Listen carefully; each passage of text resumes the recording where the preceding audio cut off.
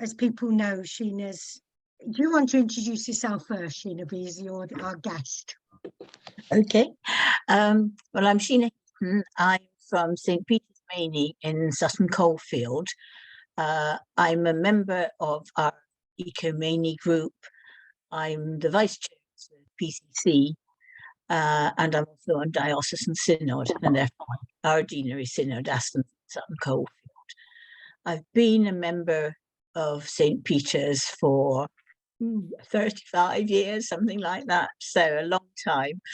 And I wasn't in at the start of the eco group because I was still working full-time at that stage, but I've been involved since I retired in 2013. Lovely, thank you, Sheena. Thank you. Okay.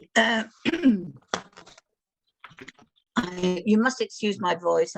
I've had a dreadful cold, and having been practicing a bit this afternoon, I think I've roughed it up somewhat. Anyway, I understand from Heather and from your wide range of introductions that you have a great range of knowledge and experience of eco-church across this deanery. Most of you seem to be further on than I expected, and obviously others are looking towards the Gold Award.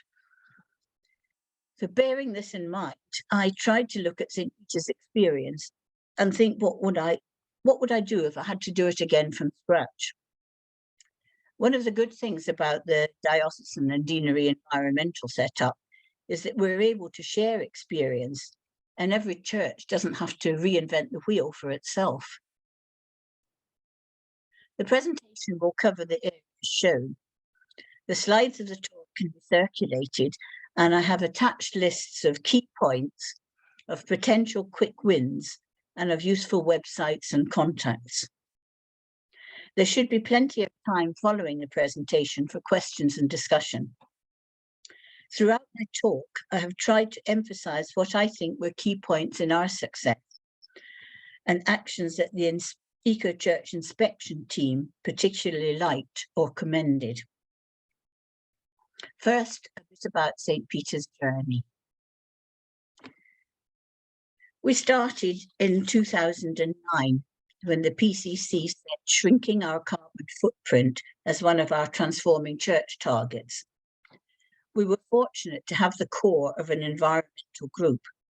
The vicar was keen, and there were a couple of other people with good environmental experience. A group was formed, which was called Eco-Maney, and this became a formal subcommittee of the PCC. We held regular meetings with an agenda, minutes, etc., and we reported back to each meeting of the PCC. And this is my first key point.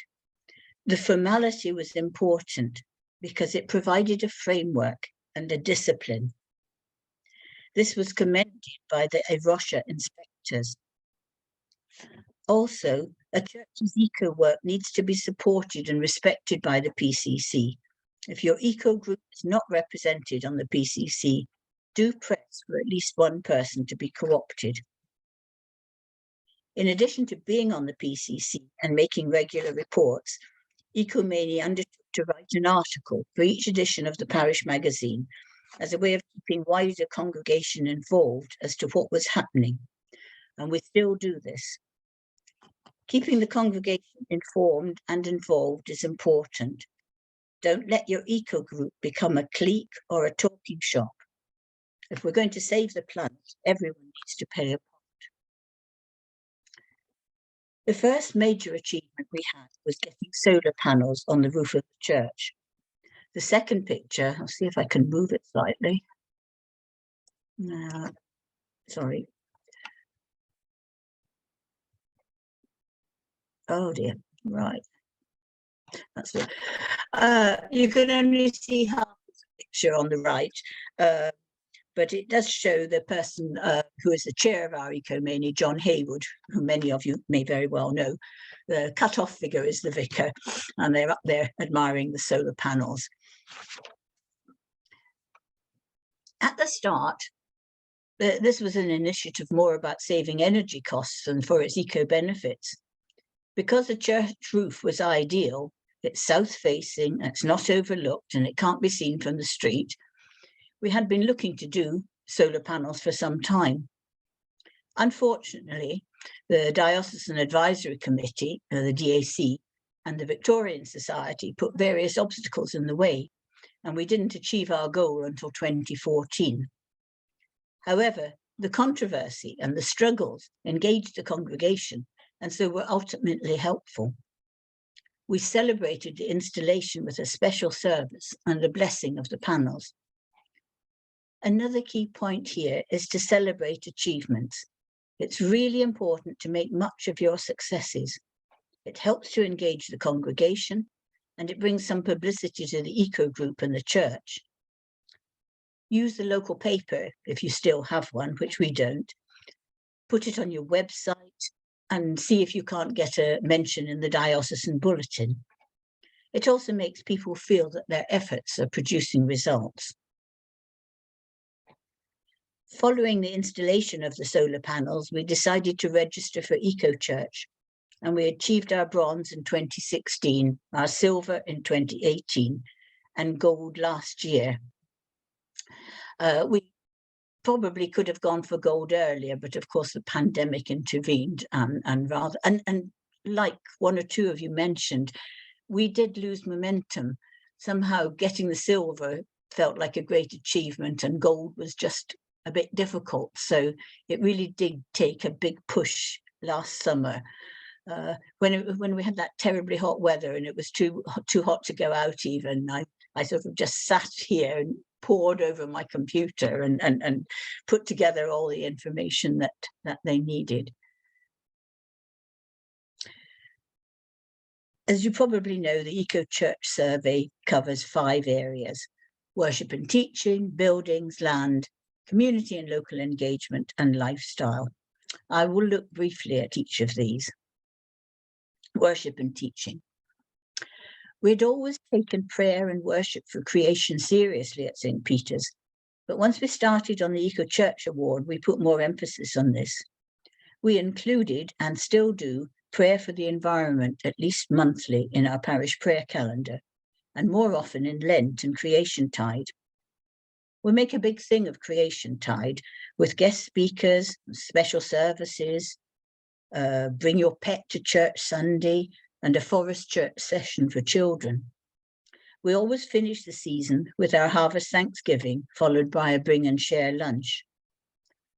In 2019, we organised an Earth Hour service, and in 2020, an Environmental Study Day, inviting other local churches to join us. Unfortunately, that had to be cancelled because of COVID. We use Lent as a time of teaching and challenge on the environment. We encouraged the congregation to calculate their carbon footprint and took laptops into coffee after church to show people how to do it. An environmental quiz on laptops also proved popular the next year, and we provided tips and information every Sunday in the pew sheets. One Creation Tide, we asked people to make a pledge, providing suggestions as to what they might do. For example, fewer car journeys, hang the washing outside, buy a reusable coffee cup. The pledges were collected with the offerings and blessed on the altar. We did a follow-up report on the pledges which were made in the church magazine.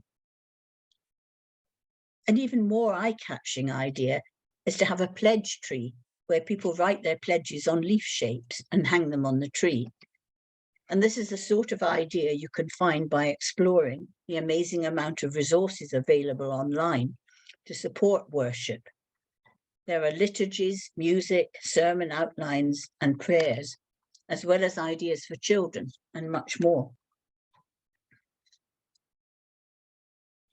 The next key point then is to take full advantage of worship and prayer. It's cheap, and it's what we already do. God has charged us to be stewards of his creation, and caring for the earth is the fifth mark of mission. It's important to remember that worship is formation as well as adoration. The more we pray for, learn about, and thank God for his creation, the more we will appreciate it and want to look after it. Now, this is another key point. Help people to access information. Précis longer articles. Give people suggestions for saving energy, cutting their carbon footprint, what can and can't be recycled. If they're not very computer literate, help them to use laptops and the internet. And these are some of the older people in our church learning how to calculate their carbon footprint. Next section is building. For us, getting our buildings to measure up was the most difficult section of the whole survey because we're grade 2 listed. And the church is considered an excellent and unaltered example of its time, which was 1905. It is a nightmare to heat and insulate, as you can see. Double glazing the church or insulating the roof is not an option. So we went for LED lighting as something we could do without much trouble in the main part of the church. We also changed our energy suppliers for green providers. Boiler failures during the previous 5 years have meant that we had to replace the boilers in both church and hall, but this did enable us to get A-rated efficiency on both. We did consider other types of boilers, but they weren't suitable. In many ways, it has been rather an advantage because heating technology is not yet really advanced enough to make major effective changes to green energy for most churches. Having A-rated boilers enables us to put off the major changes until technology hopefully catches up. Don't be in too much of a hurry to change equipment if it is functioning efficiently, because a lot of energy will have gone into making it in the first place. Any move to biomass boilers or heat pumps needs a lot of research and consideration. We signed up for a Green Journey survey to identify heat savings, although this was not very productive. And we also had an infrared survey conducted by the property team from the diocese. These are free and worth doing as they identify what is possible and what would be difficult or expensive. The water supply to both church and hall is metered, and all our toilets have been twinned since 2019. The hall on the left here is much more modern than the church and not listed, so we were able to press ahead there with better insulation and complete double glazing. We also had new full-length curtains and improved heating.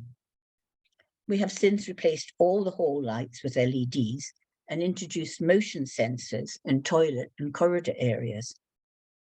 The vicarage on the right, like the church, is a grade 2 listed building. And as the only sort of thing that we've been able to do there is to do secondary double glazing because of the listing and the fact that it is a lovely arts and crafts building. But I'm very glad I don't have to heat it, I must say. Recently, we changed our outdoor lights to LEDs as well. And when finances permit, we will replace the remaining non-LED lights in the chancel. The eco-church inspectors are very aware of financial restraints on churches, and they don't expect everything to be done at once. What they are looking for is an awareness of needs and possible remedies, a planned programme of improvement, and a proven record of reaching achievable targets in reducing energy usage.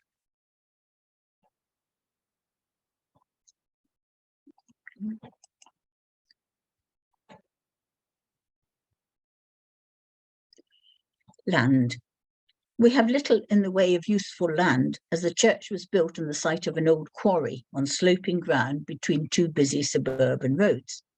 Pilkington Avenue, which is named after the glass company who used the quarry because of its particularly fine sand, and Maney Hill Road at the front here.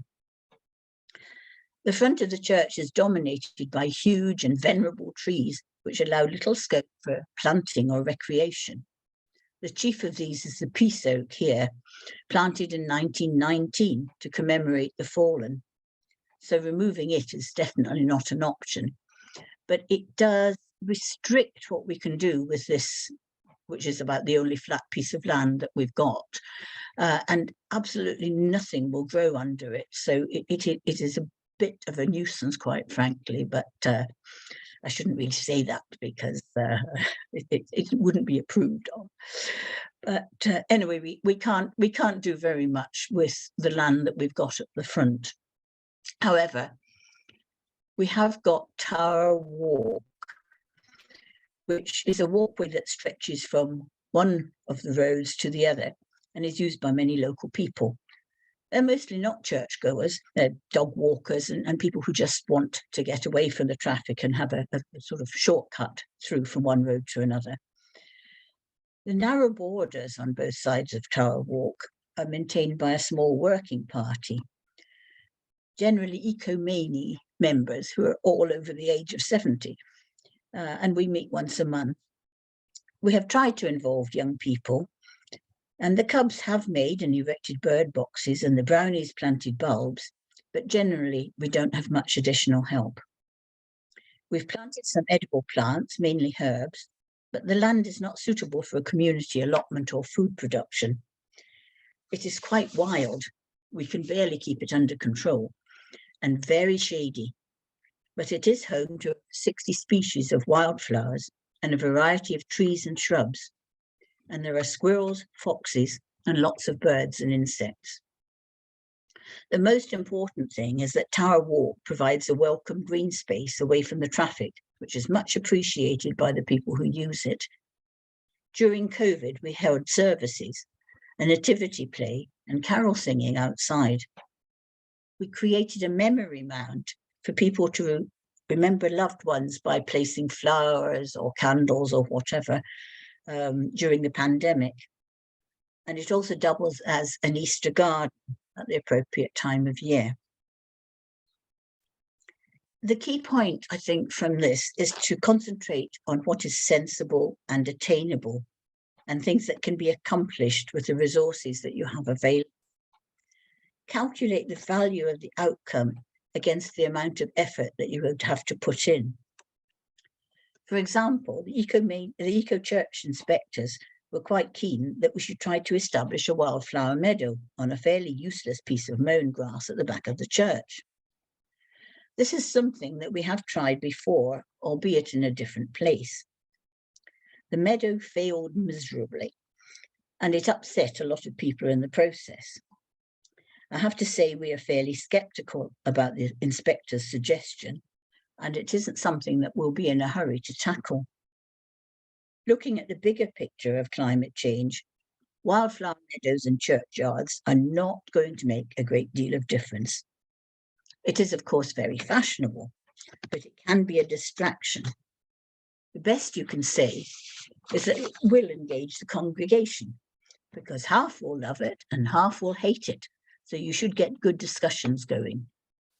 But it's much better to concentrate your efforts on where they will pay off. Community and local engagement is the next section. If we are to save the planet, we need to win support from a far wider audience than our congregation or local parish. We need to engage with the wider community and to bring influence to bear on our MPs, councillors, and on business, finance, and education institutions. There is no way individuals can make the differences needed. Only governments and corporate institutions can make the changes necessary. For example, we need clear standards and directives around energy-efficient housing. We need governments to invest in insulation, public transport, electric car charging points, solar panels on schools and public buildings, and much more. At St. Peter's, we've been able to develop a good relationship with our MP, Andrew Mitchell. We meet him at least twice a year, and he has picked up points we have raised and asked questions about them in Parliament. As Minister for Overseas Development, Andrew is keen to restore the international development budget to 0.7% of GDP, and he is passionate about global justice issues, which are, of course, linked to climate change issues. Working with Eco Sutton, a non-religious eco group, We've been involved in monitoring air pollution in the town and have run stalls in local shopping centres to bring eco matters to the attention of passers-by. We supported local school children in their school strike protest and joined the march in Birmingham ahead of COP26. With other churches in Sutton, we hosted the young people who marched from Land's End to Glasgow. We encouraged people to write to their MP and have provided opportunities and help to do so. Before COVID, we held an annual litter pick in the parish, and we've got another planned for this year. We involve the Scouts and Cubs in this, and it provides an excellent opportunity to engage with local people. One of the beneficiaries of our church charitable giving is always an eco charity. We usually give to Water Aid, but we have given to the Woodland Trust in the past. And in fact, tonight I'm missing a PCC meeting at which they will be deciding on the charities for the current year. So I have put my suggestions in. Moving on to lifestyle. In most churches, you will find people who are keen gardeners, supporters of animal charities, or members of organisations such as the National Trust. They are a good source of knowledge and support for eco projects. At St. Peter's, we're trying to become a fair trade church and use fair trade products as much as possible. We now never use disposable plates or cutlery, and we try to encourage whole users to do the same. It's mentioned in the hire agreement that we give them, and we give them website addresses of businesses producing eco-friendly party products. We do all we can to avoid food waste at any shared meals that we have, and we compost less food and the paper napkins. We collect aluminium waste for Eco Sutton, who augment their funds by selling it to a local scrap metal dealer. People are encouraged to save their used stamps and recycle their Christmas cards, although we also organise a communal card. We also encourage people to buy charity Christmas cards and to avoid cards with plastic wrapping. We have campaigned against the use of glitter on cards and wrapping paper, against wet wipes and peat-based composts. We held a wedding fair to show how a lovely wedding could be accomplished on a budget and encourage people to recycle items like wedding outfits and ascot hats. About twice a year, we have a second-hand bookstall. We encourage people to walk to church and to offer lifts to the less able. When we campaign against something, we try to offer information about alternatives and where to find them. We have an Maney notice board and post items of interest. Changing lifestyles can be a slow process. You need to be persistent. We have found that by highlighting eco matters and giving people information and a chance to take part, for example, in calculating their carbon footprint, the majority of the congregation has now become very supportive of eco action. Over time, new habits and attitudes develop and become embedded until considering environmental issues becomes a way of life. Which is not to say that there isn't a long way to go. People are very reluctant to face up to the really difficult changes that we will have to make if we are to reach net zero by 2030. For example, flying less, giving up big cars, paying more for our clothes and food. And this is a focus for our ongoing work beyond gold. But it would be equally helpful to those churches who are seeking a slightly different angle on the goal, particularly, for example, if they're having problems with their buildings meeting the criteria. We've tried to highlight the problems involved with reaching net zero and the importance of planning now, not just for the church, but in our own homes and lives. We want to take this message out to the broad parish and to people who use our hall. To this end, we have run an away day for the PCC last year and are working on plans to communicate with the wider congregation and with our hall users later this year. We continue to work across the diocese through BACA and with other churches and environmental groups. John Haywood, our chair, whom I mentioned earlier, and I are both members of Diocesan Synod and have been successful with other people, Caroline among them, in taking eco-motions through Synod, and the motion to go for net zero by 2030 and a motion to divest from fossil fuels. John is a member of the Diocesan Advisory Committee, the DAC, which oversees all matters to do with church buildings. He, along with Heather and Caroline from this deanery, is a member of NZEG, the diocese's Net Zero Environment Group, which works with the diocesan property team on the Net Zero programme. If you're not aware of the property team, do please look at the environmental pages on C of E Birmingham and see how much help they can provide. Please also make sure that you provide them with your energy usage data, the EFT, each year, so that they can monitor progress. Links are provided at the end of these slides. So, what did we learn from our eco-church journey? Well, bronze and silver were not too difficult. Looking back, I wouldn't say it was necessarily the case at the time, but they really weren't too difficult.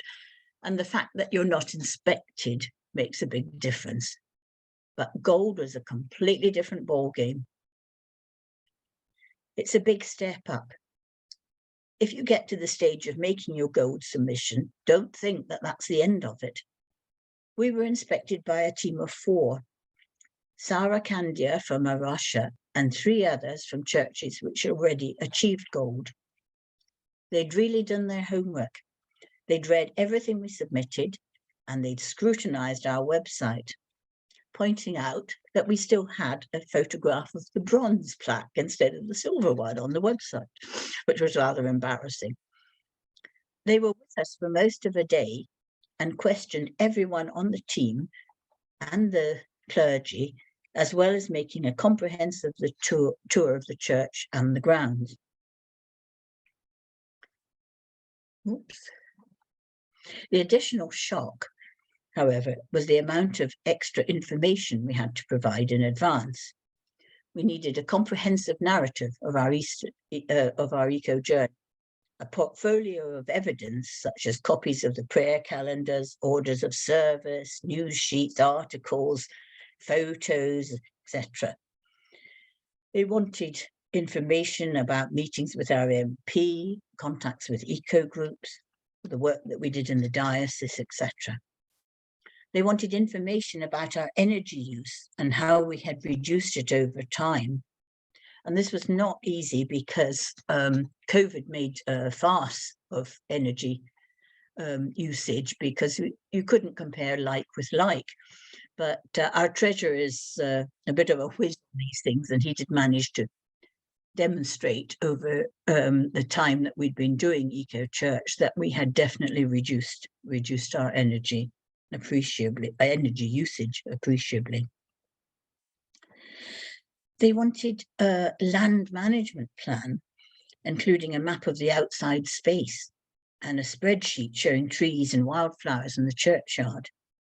Each member of the Maney team had to fill out a pro forma, and what we saw was the highlights and challenges of each section of the survey. But producing this information gives you the opportunity to expand on the good things and to explain things that have not worked. If you've tried to do something and failed, it's okay, as long as you can give good reasons. A good example is that they ask if you have a car sharing scheme. We had to say no on the survey, but we were able to explain that we had been advised that there were too many insurance complications if we did have that. Instead, we were able to tell them that there was a great deal of informal car sharing and that we encouraged walking to church whenever possible. A key point from this, I think, is that you do need to document everything and keep very good records.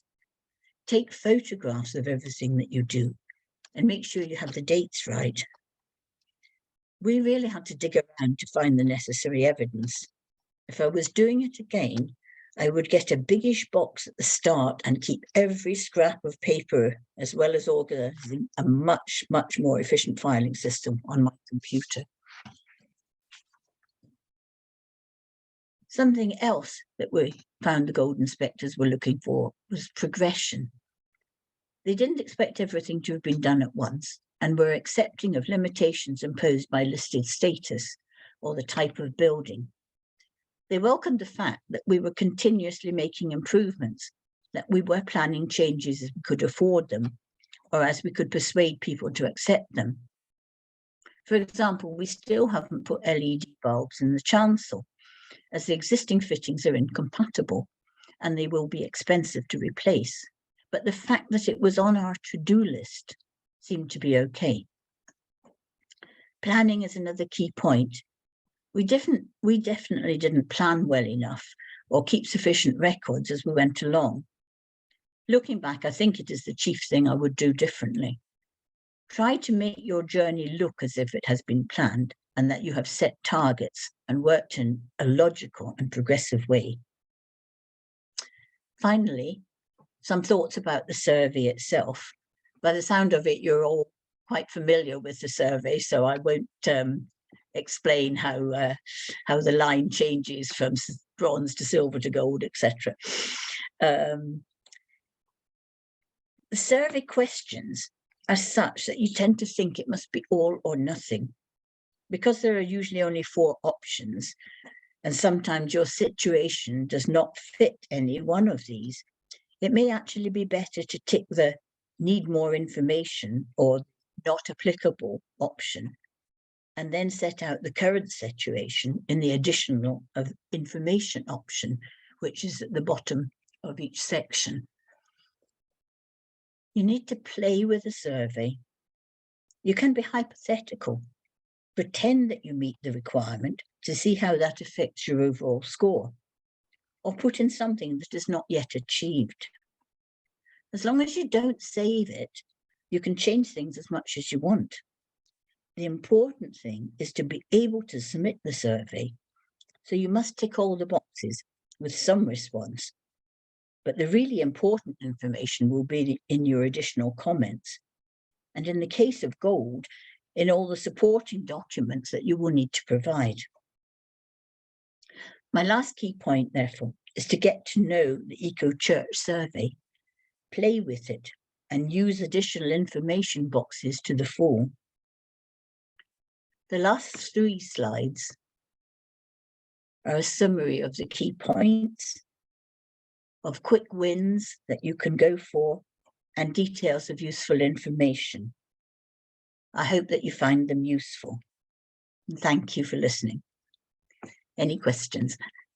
Oh, thank you, Sheena. That was absolutely fantastic. And I'm